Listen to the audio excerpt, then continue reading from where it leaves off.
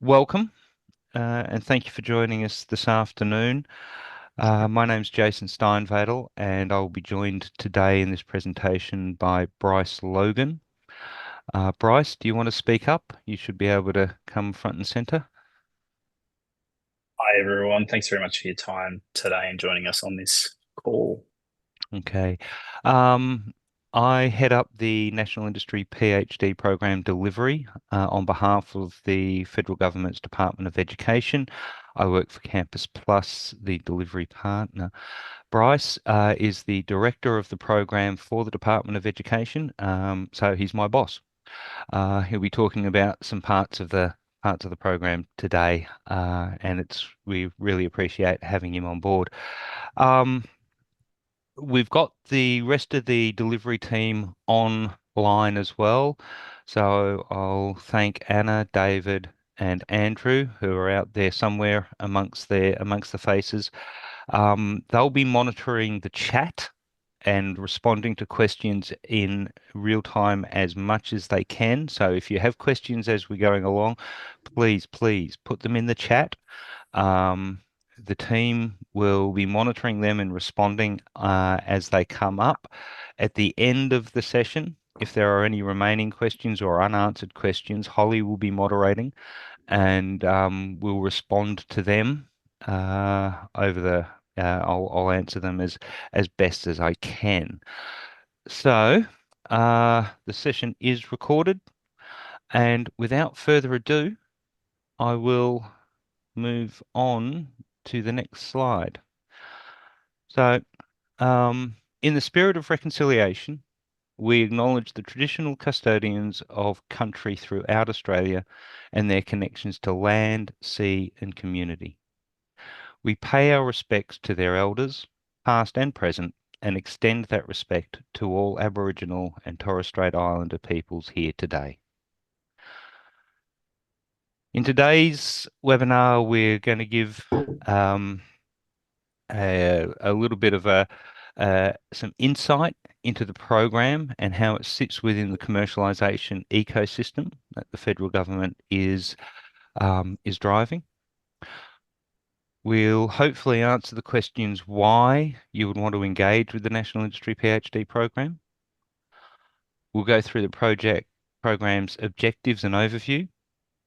We'll talk a little bit about program eligibility, then the application process, and finally, we'll have questions at the end. The session normally goes for about 30 to 40 minutes. So don't worry, there's always plenty of time at the end for questions, and we try to address as many of them as we can.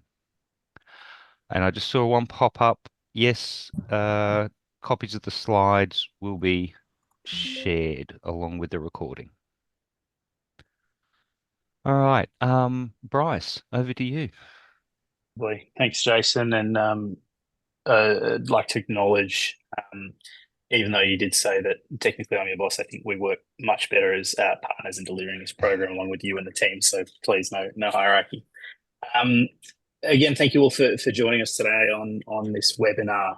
Um, what I'll briefly run through now, I guess, is trying to give you a broader, I guess, sort of macro look at where the industry PhD program, the increased workforce mobility suite of programs fits in with um, the department and the government's research commercialization ecosystem. So um, this program is a 10-year long-term effort at doing a couple of key things on its own. So first and foremost, it's part of a increased workforce mobility package. So there's the Department of Education Industry PhD program, there is the CSIRO's Industry PhD program, and then there are sort of three grants through the ARC, the Early Career, Mid Career, and Laureate Fellowship grants. And all three of these programs are aimed at reaching and funding researchers, first and foremost, um, to collaborate with industry, or if you're an industry researcher, collaborate with university and drive greater exposure as a researcher across academia and industry. It's trying to support, encourage, and help those entrepreneurial-minded researchers um, get greater skills so that as they go further on in their career, they've got greater opportunity to work across these two sort of realms. That researcher workforce is incredibly important then when we start talking about other programs that we have, like the Trailblazer University program, as well as the Australia's Economic Accelerator program, which is another 10-year research commercialization program, which is trying to bridge that gap, or that sort of valley of death, I guess, as it's described in early stage sort of TRL research, and help provide subsidized funding to encourage greater research, collaboration, R&D really within Australia's industry. So it's got to be an Australian business with our academia and our researchers and the infrastructure in that space. So the Trailblazer program is, I think, about halfway through, and we've seen significant success in a number of those places already, both in terms of not just the amount of co-funding that's been thrown in across universities and industry, as well as the government funding, but also in the number of partnerships that have been developed between universities and industry. In some cases, they're brand new relationships, and in other cases, they're actually growing existing relationships between industry and university. And it's something that we're also looking at across the industry PhD program, and starting to look as we increase the number of PhDs that we're funding in projects, looking at the data as to how much of this is coming from existing relationships, as well as how much of this is new relationship. Is from a new relationship, and there's no one right way to do it. We're keen to see that growth, but where we see greater opportunity is that there's an option not just to do the industry PhD program through that relationship, but also then looking at partnering possibly with a university that's also in the Trailblazer University network, or then post PhD as a separate research project, looking at applying through the Australia's Economic Accelerator program. It's also a keen goal of ours to develop this network, not just of industry and universities that know each other and can work together, but also increasing this network of researchers that while you may have different areas of expertise, you may work in different fields of research, you might be currently in academia, you might be working in industry at the moment, that you are actually meeting people through these programs, and you're talking, you're finding common ground, common experiences, and finding ways to support each other to overcome some of those challenges. So the program, in its essence, while it might be a grant program, isn't just designed about moving money out the door and subsidizing or providing greater funding to PhDs, but creating these networks, creating these collaborations and these relationships between universities, industry, as well as the humans that are involved within it. Thanks, Jason. Thanks, Bryce. That's a very, very expansive and detailed description. We'll go into and highlight a few of the things that Bryce has just spoken about. So the first question that we'd like to answer is why engage with the National Industry PhD program? An industry PhD is a doctoral program designed with an industry application at its heart. The NIPhD program is designed to develop. Oh, I'm getting feedback. I think, yeah, it's better. Designed to develop talented PhD candidates into researchers who can work in both industry and academia. That is the heart of what the program is designed to do. It supports industry professionals to develop expert research skills and support the next generation of industry researchers and leaders.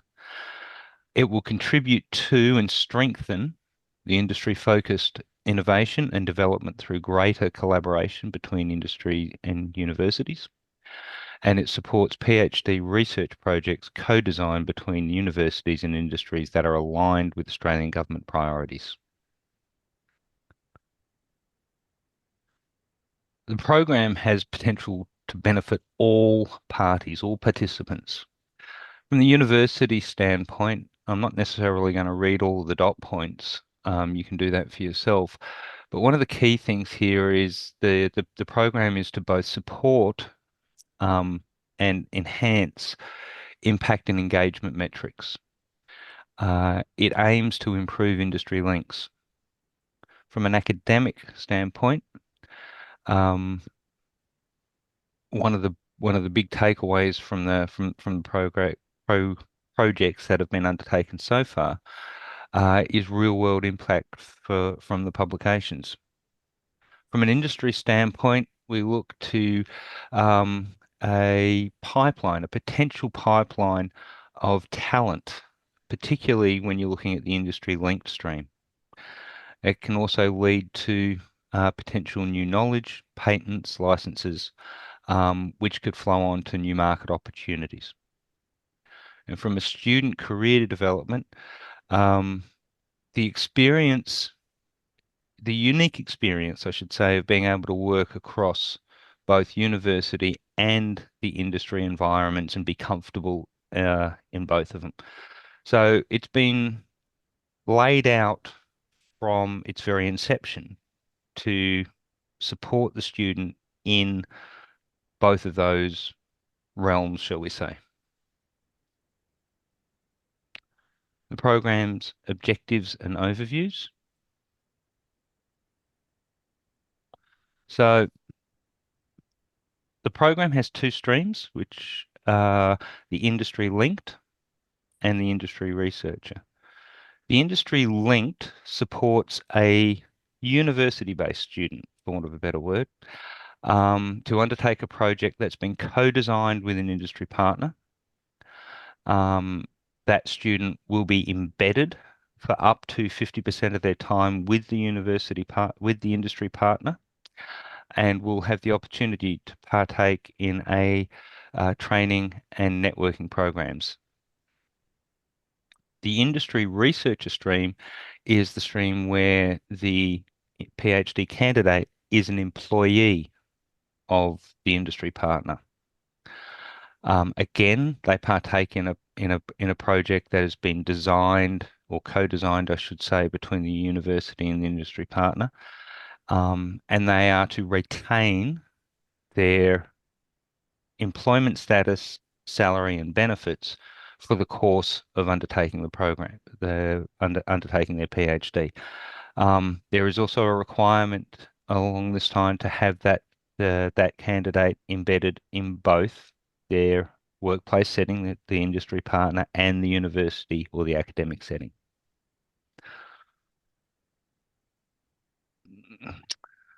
As Bryce alluded to earlier, the program represents a significant amount of government investment into this research space. For the industry linked stream, the National Industry PhD program will top up an RTP stipend or similar scholarship to the tune of $6,968. The industry partner is asked to commit a minimum of $10,000 per annum as an additional stipend top up. That brings the student's stipend, scholarship, if you will, to close to $51,000. With the industry researcher stream, the industry partner receives $46,458 per year. Sorry, that's not month, per year, to allow them to offset some of the costs associated with releasing their employee to become a PhD candidate. In both streams, the university partner receives $11,614 per annum to help administer the programs. These figures are recalculated each year. They are indexed, so the figures this year are a little bit more than they were last year, so on and so forth. For the exact figures and details, you can go to the Campus Plus website, click on the Industry PhD link, and click on the There's a funding link there that shows you the funding for last year as well as this year. Or when you get the copy of the slides, there's a link here in this slide to follow to it. Now, that funding is for the duration of the PhD, whilst the PhD candidate is a part of the program. So they are funded up to 4 years.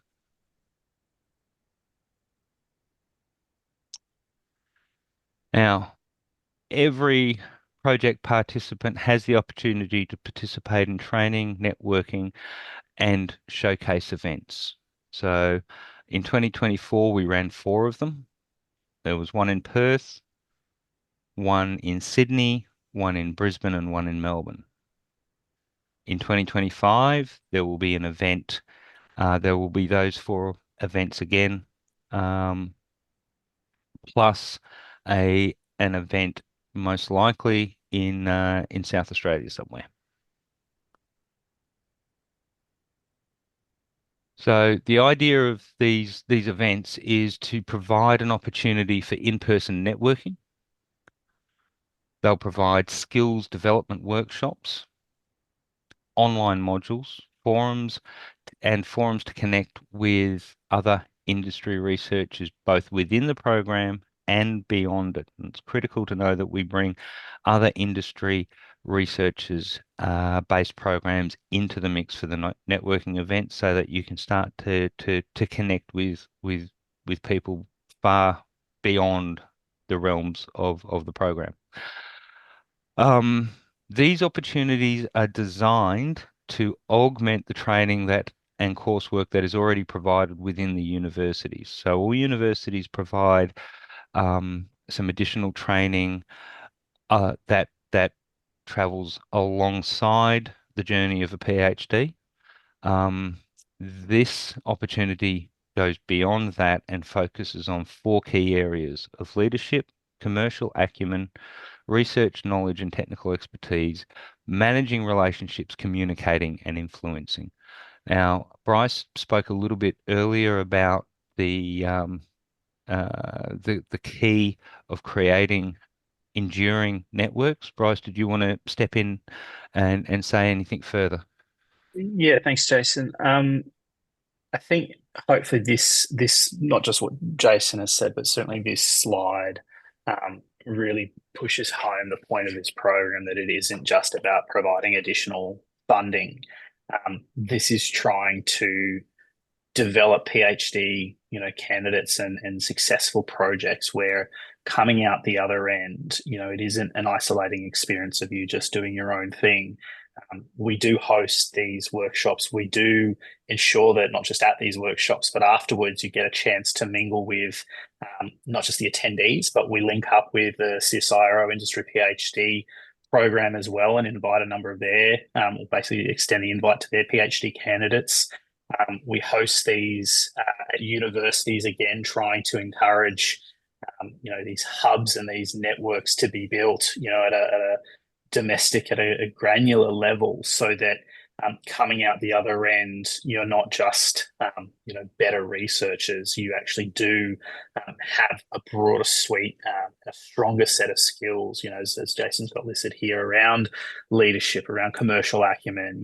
The ability to communicate and understanding that you might have a supervisor in the university space, you might have a supervisor in the industry space. They might have completely different ways of operating, of communicating, and the PhD students going through this learn how to navigate and communicate, and how to deal with conflicting priorities and find ways to work through it. So this program is more than just additional funding. There is a want for us to start analysing the data and working and talking to participants, not just the researchers themselves, but the businesses, the universities, to find out what the outcomes and what the milestones that they're hitting and the achievements are, so that we can then go and promote that as well. Because it's not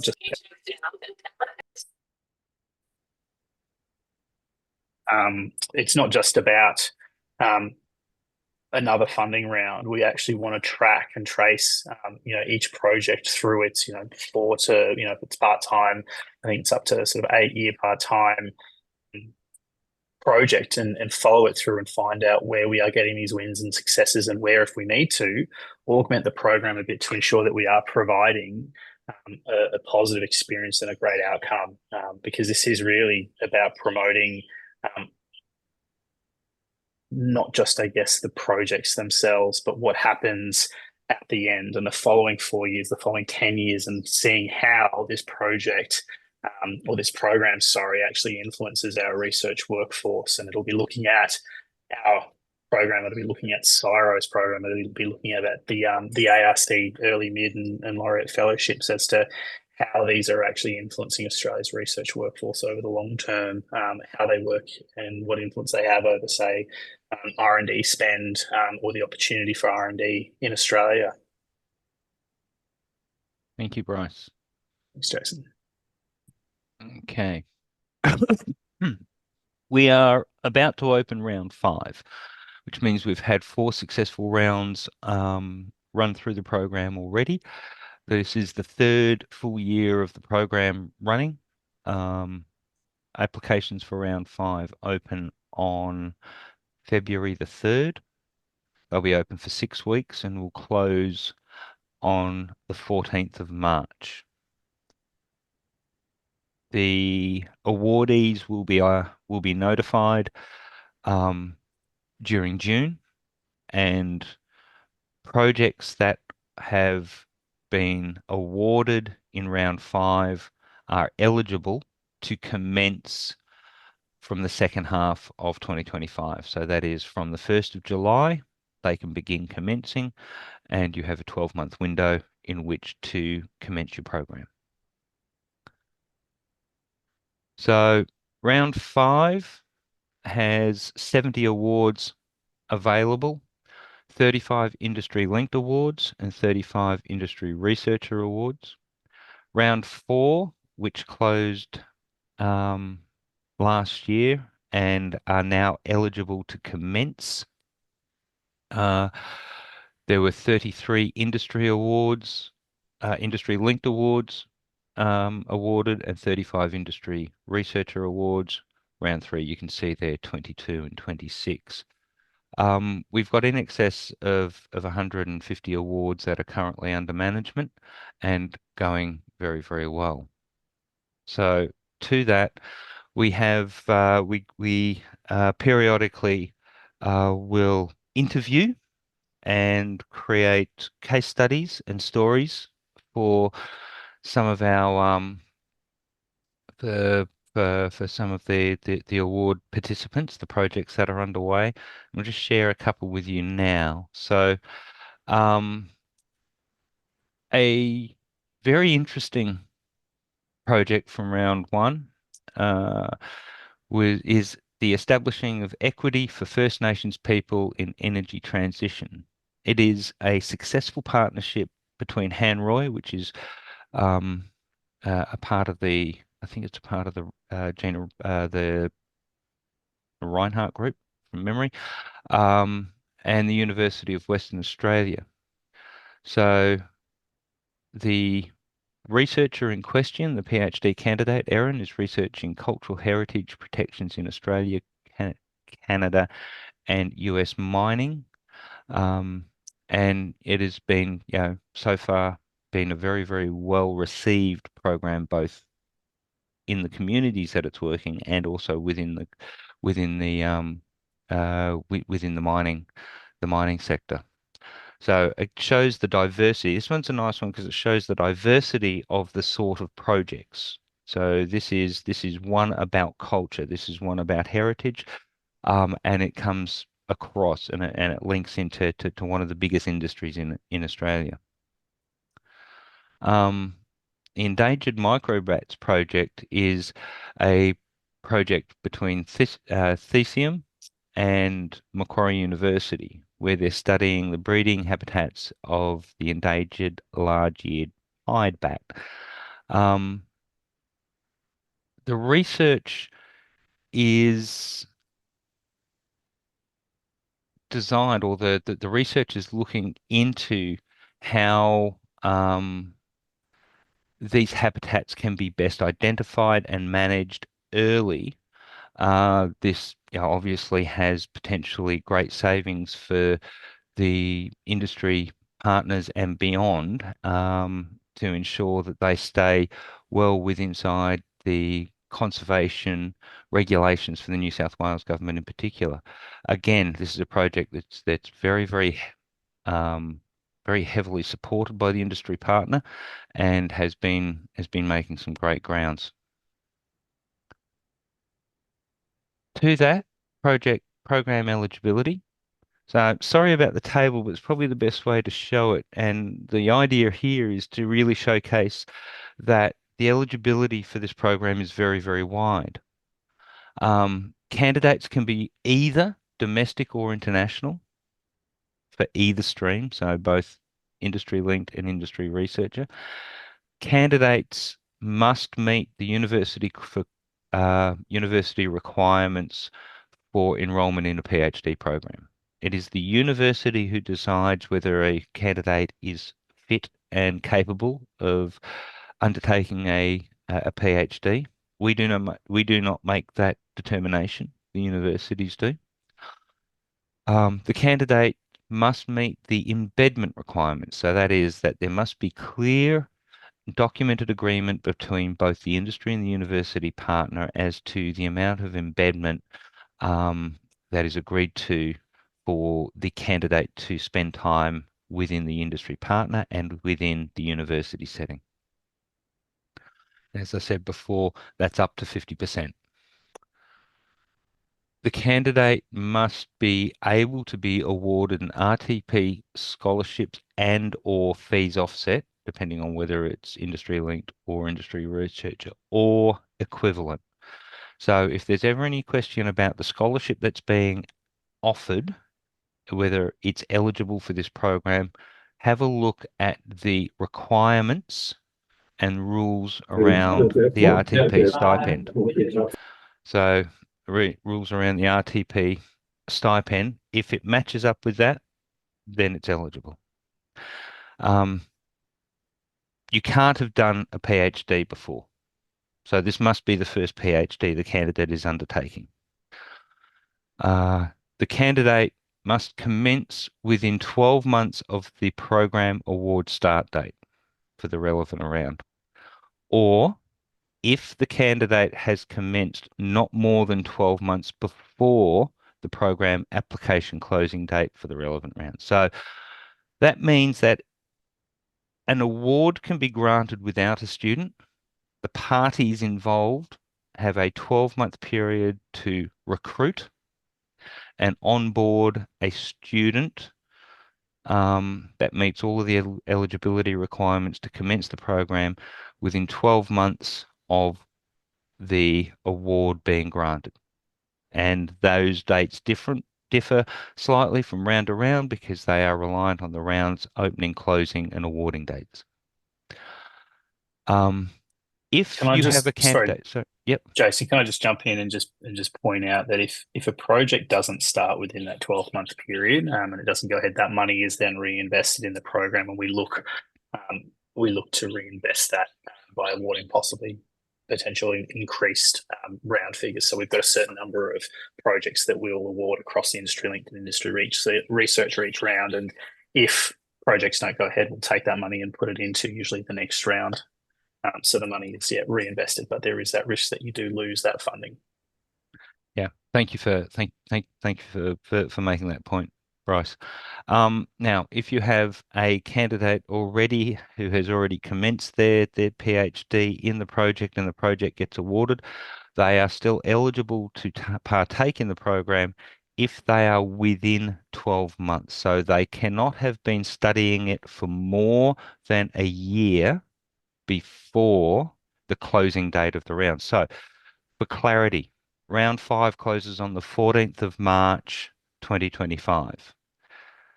A candidate must have started their PhD after or on the 15th of March 2024. That is the 12-month window. The industry partner is a business or organization with an ABN or ACN. The industry partner can show that they undertake research and development activities.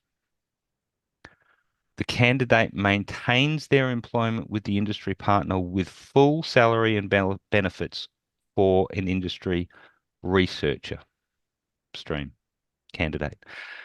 The industry partner will provide a PhD supervisor with the appropriate and extensive experience to meet the university's requirements, and that supervisor will work in partnership with the university supervisor. The industry partner for an industry length stream will provide a minimum of $10,000 per annum stipend top-up for the student.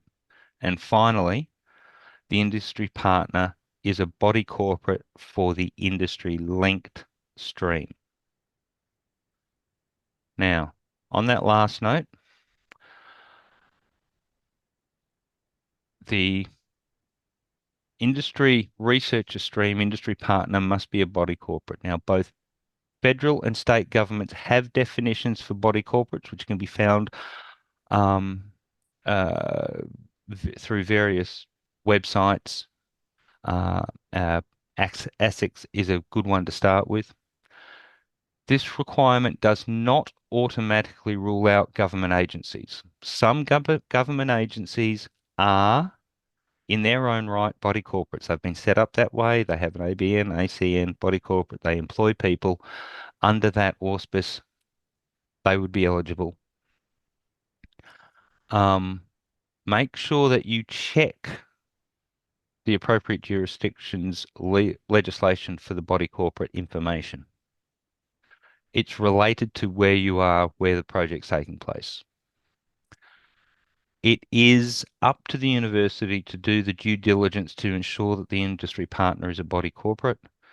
And if the industry partner is a body corporate, they must communicate this clearly and succinctly in their letter of intent. A letter of intent is a critical part of the application process. Now, the program is very broad. It is not stream specific. We have projects within the program at the moment that cover, shall we say, the usual suspects of STEM, health, health research, medical research, but we also have programs that are heavily steeped in the HAS sector, the humanities. We have programs that are supported within not-for-profit organisations, and we have programs that are supported in private enterprise, both large and small. We have a very, very broad spread of partners and a very, very broad spread of projects under the fields of research.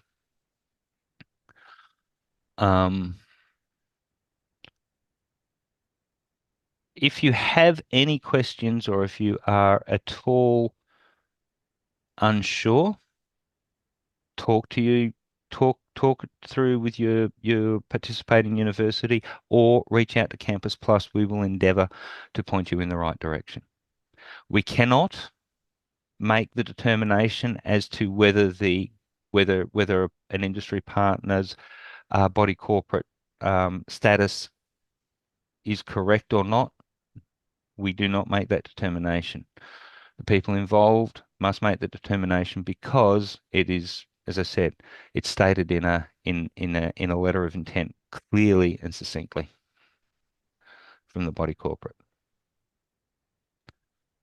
How do we go about applying? So this nice little chart here takes you on the 10-step journey. So universities are the responsible agent for the submitting of applications for both streams. Graduate Research Liaison Officers, or GROLOs, are the main point of contact. They are the people who are legally allowed to sign off and submit an application through the portal. Grollos typically manage the internal application submission process, including coordination with academics and industry partners. All relevant application fields must be completed, and there's a link in this slide for later, but I think Holly might even put it in the chat at some point in time, so you can go to some more detail on how to apply.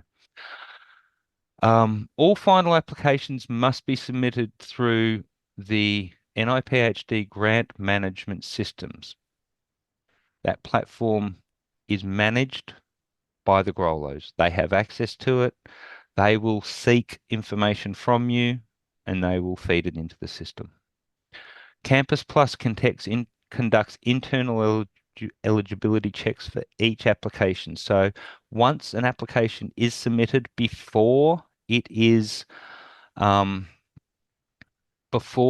assessed, if we find anything questionable as far as eligibility goes, we will write back to the applicants and ask for clarity. You will be given an opportunity to clarify an eligibility question ahead of assessment, but you only get one shot. So please, if you get a question from us regarding eligibility, respond in a very timely manner. Campus Plus convenes an independent assessment panel. This comprises of university and industry experts who will apply the assessment criteria. The assessment criteria is available to view as part of the application, so you can actually see what people are looking for in the applications and mark accordingly. I will say that the competition for this program is fairly steep, and the benchmark, shall we say, is very high, and it gets higher and higher each round as the applications just get stronger and stronger and stronger.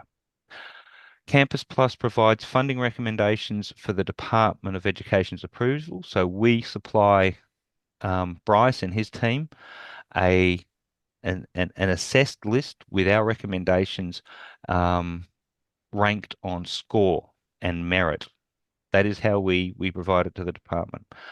The department, up until now, has accepted our recommendations, and they then notify the successful applicants. Campus Plus gets the job of providing feedback and notification to unsuccessful applicants. We will then work with the universe, all successful applicants, to kick off your awards and get you started.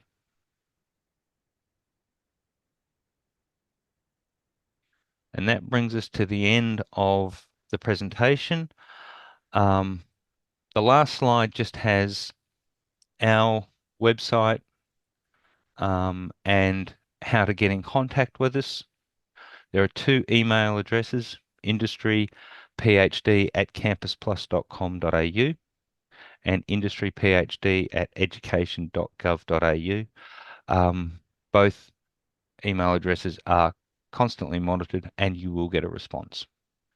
On that, I might just stop the sharing of the screen, and I would ask maybe Holly if you could let me know how we're going with questions, because I can't see the chat. Okay, so it's been zooming past. Anna, David, and Andrew have been doing a stupendous job of replying to them very, very quickly.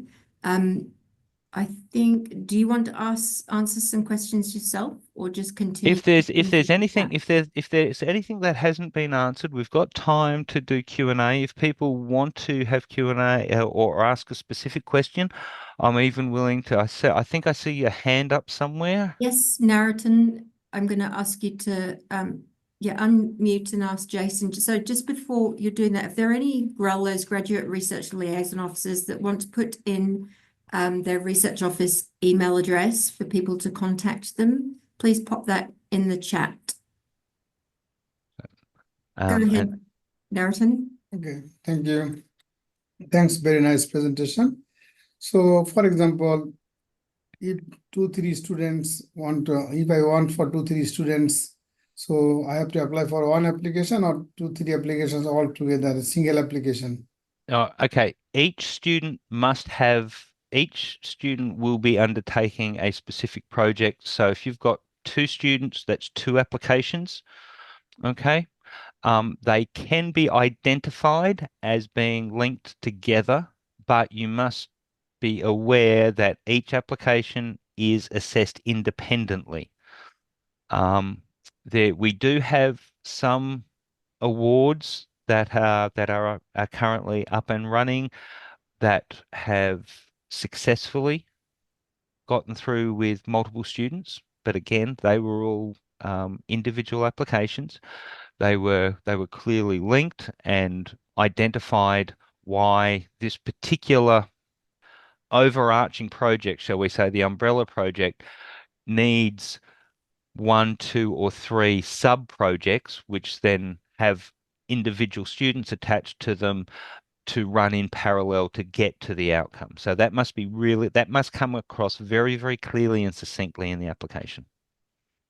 That means on project there is sub one, but the writing, for example, 500 words or 300 words, so that one should be summarized from all the applications, right? Yes. And Okay. for all the growlers who are submitting applications that are from the same industry partner and related, please put the title _1 and then the same title _2 so that we know that they're a joint project. Thank you. All right. You're Anybody welcome. else got a question they'd like to ask? Pop your hand up.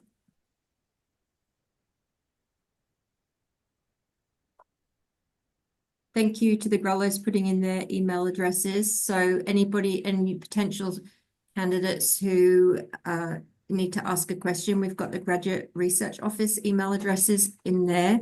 So if you know which university that you're going to be applying for, contact them. Okay. Apologies, I can't see where to raise my hand, so I'm Yeah, just going to David? jump in. Yep. I'm curious about, I run a small innovation business. We manufacture products in Australia, and this program's really interesting, but we don't have strong links with university. So I'm curious to, I guess, explore and understand the best ways to progress. And I'm thinking in our case, it may be that an application in a future year might be a better fit than before the end of June, but I'm curious to get some insight from those on the call who know a little about the kind of matchmaking process, if you will. Yeah. Thank you. David, whereabouts are you based? Based in Canberra. Canberra. Okay. David, if you could please email industryphd@campusplus.com.au. Anna, who is your regional director, will contact you and can have a conversation around what you need to know. Okay. Fantastic. Thank you. No problems. I see Jay. Hi, thank you. My question is about eligible industry partner. So, in the program guideline document, it is said an industry partner must undertake R&D activities. What are the factors defining R&D activities? Okay, you must be able to show cause that the industry partner has. You must be able to show that they can demonstrate some form of research that can undertaking. One of the best ways to show it is that if they ever claim R&D tax incentive, for example, that is a very easy way. But if they have not yet done that, then a brief statement of the sort of activities that the university undertakes that they consider to be research in their chosen field. So Oh, yeah, we understand that sometimes some of these partners will come into this program having never done this before. That doesn't necessarily preclude them, but they have to be able to show that they understand what it means to undertake research. So yeah, it can't be for example, a company that just wants to tap into a PhD student to solve something. They have to have an understanding of what it means. So I hope that goes somewhere to answer your question. Anna, I see you've got your hand up, but I'm going to go to Alice first, if that's okay. Thank you. My question did get answered in the chat, but before I give up on this completely, I'm a current part-time PhD student. I started in February last year, and before I give up on, I've only done a 6-month equivalent because I'm part-time. I'm employed with Education Queensland, and I wanted to give this a go, but is it just like, should I just give up now? Alice, what I'll say is it doesn't look good if you No. started in February last year. However, if you again industryphd@campusplus.com.au, please write to us Yep. and we will have a conversation offline Okay. to actually have a look at your full load equivalents, etc. Yeah. We have in the past asked the Department of Education to make rulings from time to time, but we have to understand exactly what we're dealing with before we go ahead and Sure. do that. Okay, so Okay, I hope thank that you. that yeah. So Yeah, thanks for that. by the letter, you're outside of the Yeah. window, but still write to us, please. Okay, thank you. Anna. Jason, Yeah, and Anna's one of us, by the way. yes, sorry, not quite a Dorothy Dixer though. There have been quite a lot of questions in the chat about success rates and comparing success rates within streams and between rounds, etc. So I thought maybe you might want to address that for everybody, noting that there is a set of outcomes for all rounds are on our website, and also that it is a highly competitive process. Yeah. Okay. Well, as Anna said, you can have a look on our website or on the Department of Education's website. They actually clearly articulate all of those who have won, including the streams, the industry streams that they are in or in the fields of research. Ballpark, we're running at somewhere around about 3.5 to 1 is the ratio. So we have about 3.5 times the amount of applications than there are awards. So it is competitive. As I said during the presentation, the level of the quality, thank you, the quality of the applications is very high. They are very sophisticated. They are assessed by very sophisticated people. So you need to keep that in mind. It is a competitive program, and there is a lot of competition out there. Do you want to add anything to that, Bryce? I'd love to. I kept sort of muting. It was going to raise that. So thank you, Anna, for bringing that up, and Jason for starting that off. We have grown the the amount of funding, the number of successful or I guess awarded projects with each round as we have developed and got this program up and running.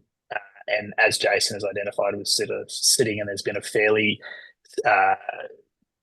not static but level increase in the number of applications as well as the number of funded projects. It's just sat within that sort of 30-35% benchmark of success rates, of success. What we have seen, though, as Jason identified, was that the quality of those applications are getting better and better. The sophistication of the research and the application is getting higher. What we do also see, though, is that quite a few people that aren't successful the first time they resubmit. And we do see that those resubmission rates, that those projects that are being resubmitted actually do have I think it's a higher success rate. So we are doing, we're crunching numbers and doing a bunch of analysis, looking at, not just the data that I guess you can see publicly around number of applications and number of successful projects, but breaking this down by field of research, looking at how it maps against National Reconstruction Fund and some of the priority areas there. This is work that we're also doing across the Australia's Economic Accelerator program, separately looking at applications and successful awards, and keeping an eye on where funding is going, because we do understand that these aren't the only funding, research funding programs in Australia. There are others like the NHMRC obviously do a range of research funding specifically around the sort of health and medical space. So we do want to make sure that we're not just, I guess, overloading funding in one space. So where you might look at, I guess, competitive fields of research and go, well, is there a point in me applying? Absolutely, 100%, because as I also mentioned previously, sometimes we do have additional funding to reinvest because some projects just don't get started in time. So make sure you engage early and often with Campus Plus team and have those conversations with your GROWO. Make sure you do get your application in, and if for some reason that you aren't successful, it doesn't mean that it wasn't a good application. It might just mean that we had really, really high quality applications, but the feedback that you receive from that application should be considered, and you should absolutely look at putting that application in a second time, because as I stated, we do see that those resubmissions have a higher success rate. You've had a crack at it, you've received feedback directly, and you're able to then sort of re-examine your application and put a second go through. Yeah, I'll also add a couple of other little stats here. There are 36 universities across the nation that have been successful. There are projects in every state and territory. There are projects that are diverse as there are projects from food and hospitality through to engineering. There are projects that have been successful in agriculture and education, and projects in society and culture and management and commerce, as well as health, IT, and the traditional STEM. So it is a very, very broad mix. Every application is assessed on its merit by experts within the field of research that it is submitted under. So yeah, it has been designed to be as broad and as open and as inclusive as it possibly can be. One of the other things I'll also just flag as well in terms of the number of submissions, because that increased, every single round, and I'm very interested to see where we get to with round 5. But when we look at the number of applications, and we look at, say, breakdowns by university and the number of applications submitted versus successful, there is no. I don't think we've seen, Jason, a characteristic or an outcome where the more applications you submit, the greater success rate you have. We've got some universities that have submitted 4 applications and been successful with 3 of them, and others that have submitted tens of applications and have a similar success, not a similar success rate, sorry, a lower success rate. So it is an individual application by application process. It is independently assessed by judges. Those recommendations then do come to us at the department for us to look through and ask questions and look at, I guess, the merit of it and the recommendations. And then we also have to brief the government and the minister and explain to them, and I guess this is the important thing, not just what are we funding, but why are we funding? And that's an important thing, I think, when it comes back to being able to succinctly and simply explain the merit of the research and the project itself. What are we doing and why are we doing? Because often we're talking to advisors and ministers who don't necessarily have a background in, in science or in chemical compounds, and being able to explain to them not just we're doing this because we're going to learn more about this, but how does this affect possibly on a much broader global scale or even just domestic scale? What does this mean for Australia? And if we were to try and explain this to the average Australian, why this project is worth investing in now, those conversations are made much easier based on the higher quality of that application and your ability to communicate, I guess, the value in what you're doing. Yeah, thanks, Bryce. I think what both Bryce and I are trying to stress is a winning application is a strong application. It's a sophisticated application. It clearly articulates the benefits that of what it's going to do. It shows strength between the strength potential of the partnership between the industry partner and the university, and it is presented in the best possible light it can be, and it does, and it is not precluded by the geography of where it comes from. We have a great mix between regionally based and metro based projects. It is not, we have a great mix of the demographic of people. So it really comes down to the quality of the project itself, and it is assessed on those merits. I see a hand. Who's that hand belong to? Abdul. Thank you. Thank you very much. That's very clear. I'm just wondering how much difference in the application form than compared to round 4. Okay, Holly, do you want to answer this, because the So how much application has form has changed? changed, Okay, not in substance, but in style, shall we say? yeah. So first of all, there's no change into the guidelines. The application form is almost the same as round 4. There's just a couple of questions that are not relevant anymore, but it really should be the academic and the Grollo that are filling in the application form. But it is very, very similar. The assessment guidelines haven't changed, and the key questions are also the same. All right, thank you. That makes better. Okay. Another hand. Naratan again. Yeah, thanks. Yes, I'm again, as Majid asks, I also asked a similar question, but because last time applied and did not go through, so that's why the same student want to apply again. So there are not much feedback how to improve that one. Okay, I'm sorry, I can't. Whereabouts are you based? CQ. I'm based at CQ University. CQ. I'm based in Melbourne campus. Yep. Okay. We'll be in touch with you. So who's looking after CQU at the moment? Is that you, Anna, or is that you, Andrew? Andrew. So, Andrew, if you could take note and just reach out via email off the back of the call, please. Yeah. Yep. Firstly, Naratan, was it a submitted application, or did it not go through from your Grollo? No, did not get the award. So the same student want to submit again and how to improve. Then that's why I'm asking. So need support. I want to improve and submit again. The student is very much dedicated and very much dedicated project. Yeah. To renewable energy and Can green you sustainable. message Andrew on the chat with your email address so that he can contact you? Andrew, yeah. Yeah, just put email address on the in the chat, and we'll take this offline.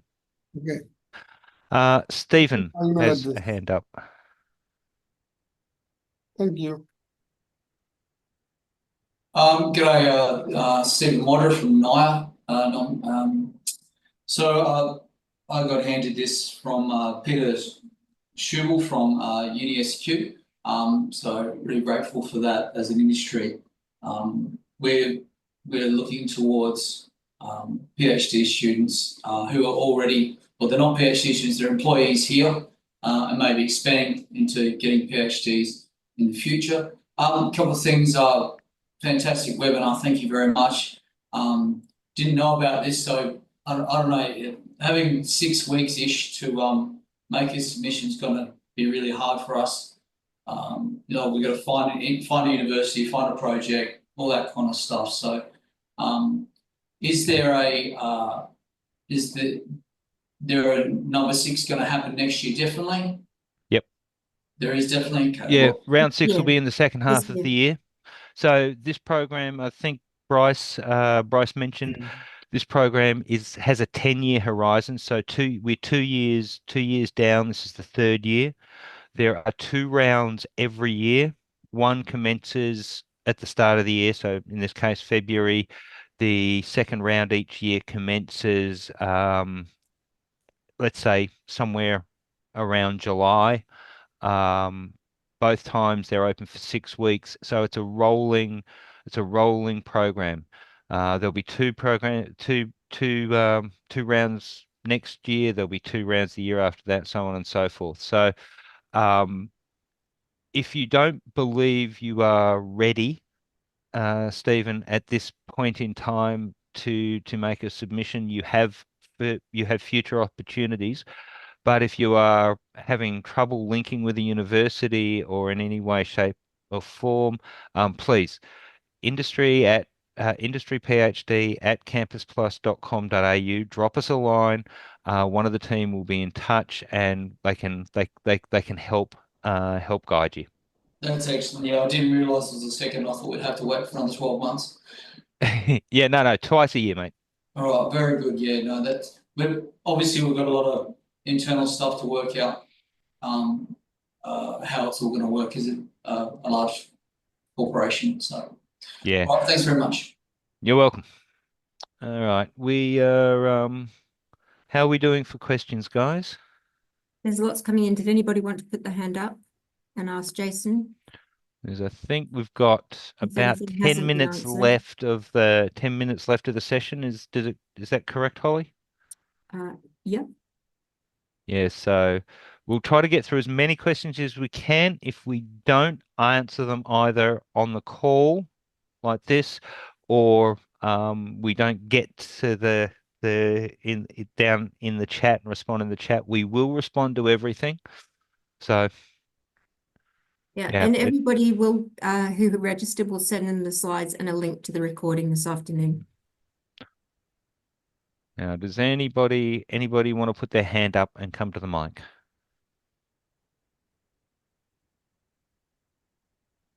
I think Anna and David and Andrew have done a brilliant job of keeping up with all the questions. That's why that's why I love having them on these calls. Okay. Well, Bryce, is there anything else you would want to add while we've still got a few minutes left? Anything else? Any learnings that you think are valuable to share from the last 2 years? No, I think everything's been covered here, and I wouldn't want to go and throw additional sort of information that might take people away from, I guess, what's already been delivered today. The encouragement is there to put your application in, to resubmit your application if you're unsuccessful. As we've seen, I think one or a couple of people have flagged that they did resubmit and were successful in the second round.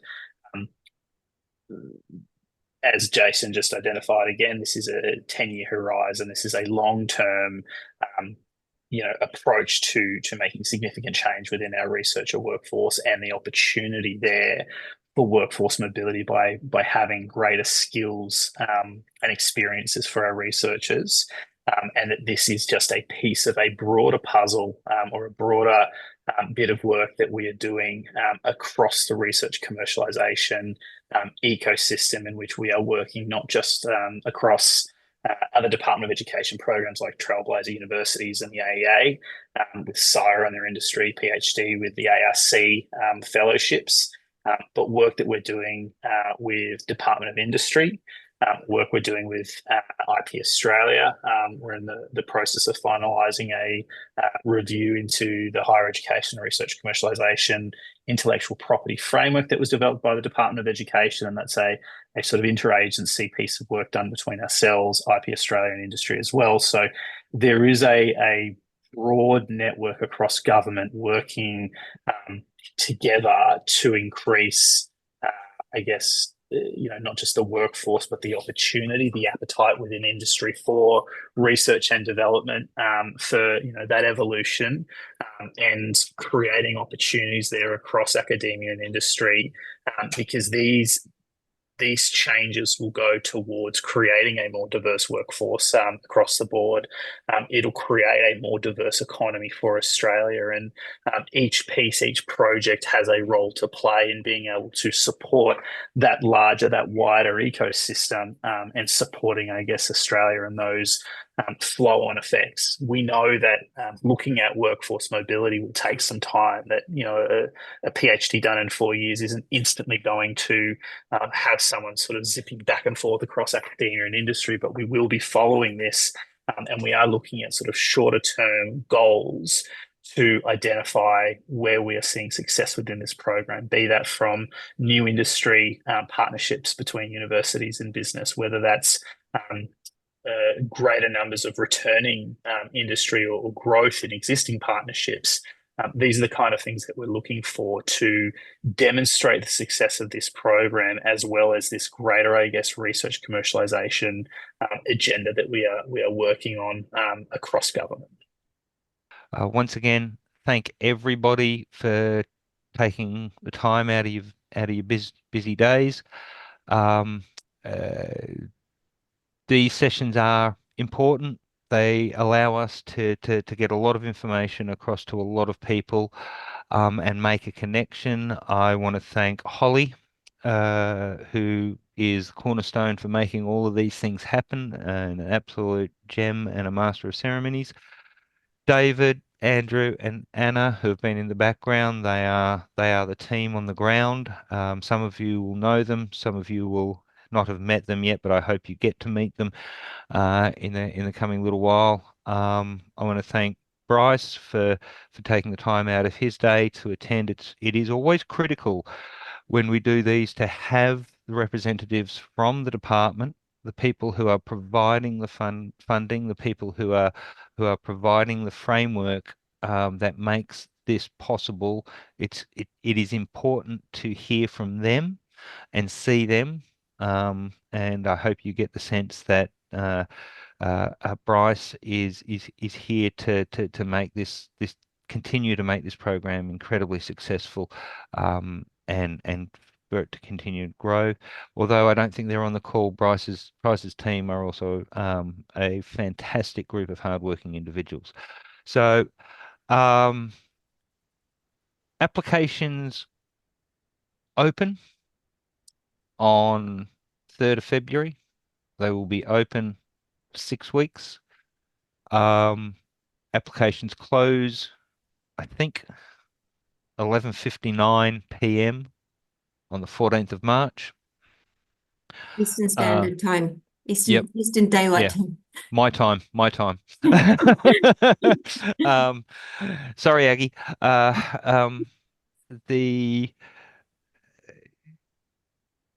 We are very, very active, working directly with all of the Grollos, and we are here to help anybody and everybody who wants to approach getting into the program. I can't stress how important it is to get coordinated with with the university, the industry, and work closely with your Grollos and the teams that they have to put together a really, really strong application. Competition is fierce, and that's good.